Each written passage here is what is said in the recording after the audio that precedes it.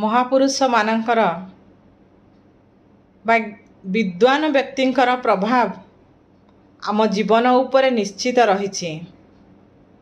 सेमानंकर महत उपदेश आम जीवन को सरस सुंदर करि थाए। तेणु आज गोटे वाक्य अच्छी बा पदे कथा अच्छी। कथा होची मो राज्य जेते खराब हेले मध्य विदेश ठारू 100 गुण भल। मो राज्य जेते खराब हेले मध्य विदेश ठारू 100 गुण भल। तो बंधु माने ए उक्तिटी केउ महापुरुषंकर बा केउ देशभक्त एक कथा कहिथिले जे मो राज्य जेते खराब हेले मध्य विदेश ठारू 100 गुण भल।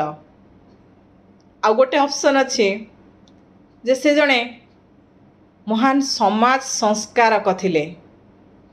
तो एबे आपण माने बा आपण मानक पई प्रश्नटी सहज होई गला। आपण माने निश्चित भाव में कमेंट सेक्शन लिखि जणाइबे ए उक्तिटी केउ व्यक्तिंकर।